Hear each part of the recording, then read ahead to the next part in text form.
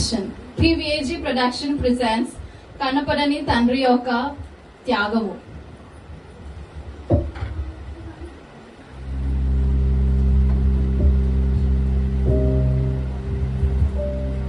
ఓ God, ఈ Jonathan ఎప్పుడు office కి లేట్ వస్తాడు.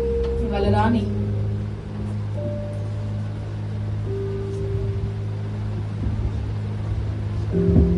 అన్ని పనులు నేనే చేసుకోవాలి. Good morning ma'am. What's the time Jonathan? కొంచెం లేట్ అయిపోయింది మ్యామ్. ఎందుకు జానథన్ రోజు ఇదే లేట్ అయిపోతుంది అనేసి? పిల్లలు స్కూల్లో వదలడానికి టైం అయిపోయింది. రేపు తొందరగా వచ్చేస్తాను. జానథన్, ఒక పని చెయ్యి, నువ్వు రెసిగ్నేషన్ పెట్టేసి ఇంట్లో కూర్చో. రోజు పిల్లల్ని స్కూల్ నుంచి తీసుకొచ్చి ఇంట్లో తీసుకెళ్ళొచ్చు. సారీ మ్యామ్, నేను ఇప్పుడు కరెక్ట్ వస్తాను మ్యామ్. ఈ మంత్ టార్గెట్ ఫినిష్ చేసావా జానథన్? నువ్వు ఈవినింగ్ అలా అయిపోతుంది మ్యామ్, ఇంకా అవ్వాలి. ఇవాళ ఎక్స్ట్రా అవర్ పని చేసి ఫినిష్ చేయి. Okay ma'am.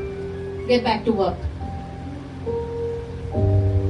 చాలా టైర్డ్ గా ఉంది. వర్క్ కూడా కంప్లీట్ అయిపోయింది. టార్గెట్ కాలేదు. ఏం చేయాలి అర్థం కావట్లేదు. సరే ఇంటికి వెళ్ళిపోదాము. సోనీ, చాయ్ తీసుకురా. సోనీ, చాయ్ తీసుకురా.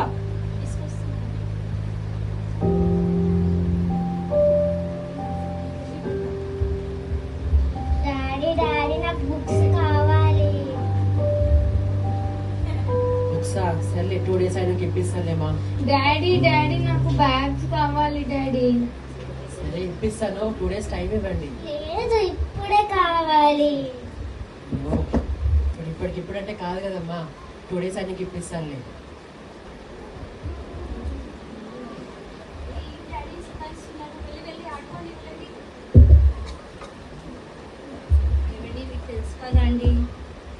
ఏమండి మీకు తెలుసు కదండి, జూన్ మంత్ వచ్చేసింది. పిల్లలది ఫీజు కూడా కట్టాలా. ఇంకా మీకు తెలుసు కదా, ఈ నెల మనం రెంట్ కూడా పే చేయలేదు. ఎలానా చేసి పే చేసేయండి. అవునులే, నాకు కూడా గుర్తుంది. ఏదో ఒకటి చేద్దాం, మేము టెన్షన్ తీసుకో. నేను ఉన్నాను కదా, నేను చూసుకుంటానులే. సరే అండి. ఏం చేయాలి? పిల్లలకు ఫీజు కట్టాలి, ఒక దిక్కు రెంట్ కట్టాలి. ఏం చేయాలో అర్థం కావట్లేదు. హలో భయ్యా, ఏడికి గుర్తున్నానా నేను? ఎవరు? ఏమెవరు?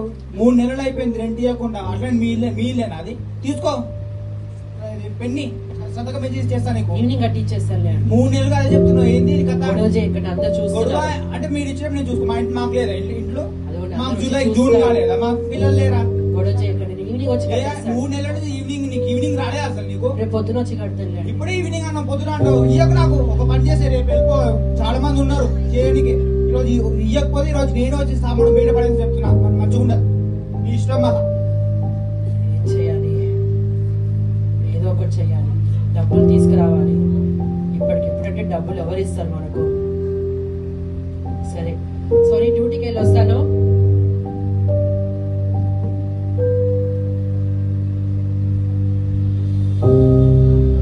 Hello brother. హాయ్ జానీ, ఎలా ఉన్నావు?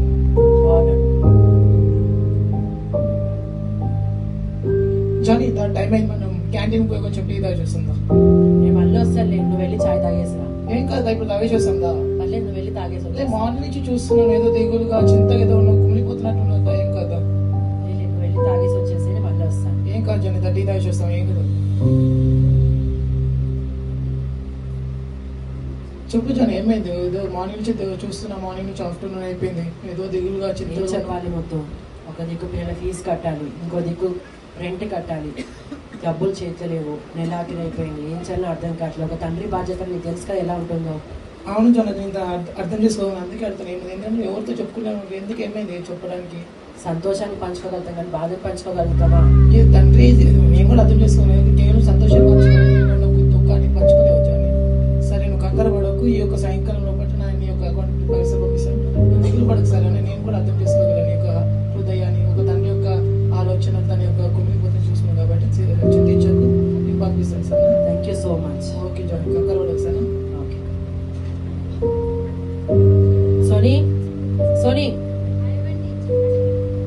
ఇదిగో డబ్బులు వచ్చాయి. మీరు ఫీజు కట్టేసాయి. ఇన్ని డబ్బులు మీకు ఎలా వచ్చాయండి? వచ్చాయిలే, దేవుడు ఎలాగో ఒకలాగా హెల్ప్ చేశాడు. వెళ్ళి వెంటనే స్కూల్ పిల్లలు ఫీజు కట్టేసి కట్టేసాయి. సరే అండి.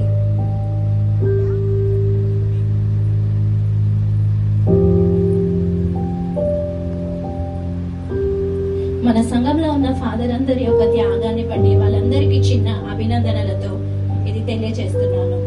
ఈ రోజు నేను ఒక ప్రత్యేకమైన వ్యక్తి గురించి కొన్ని మాటలు చెప్పాలనుకుంటున్నాను. ఎవరో కాదు, మన కుటుంబంలో కొన్ని నిశ్శబ్దంగా నీడలలో నిలిచి తన వంతు బాధ్యతను నెరవేర్చే మన తండ్రుల గురించి. చాలా కుటుంబాలలో నిజంగా చెప్పాలంటే ప్రతి ఇంట్లో తండ్రుల త్యాగాలు అనేక సందర్భాలలో కనిపించవు. వారి కృషి గురించి ఎక్కువ ఎవరు మాట్లాడరు. మనకు ఒక ఆలోచన ఉంటుంది, తండ్రి కదా, ఇది ఆయన బాధ్యత. అవును, బాధ్యత కావచ్చు, కానీ ఆయనకి మన అమ్మమ్మల అభినందనలు లభించకూడదా?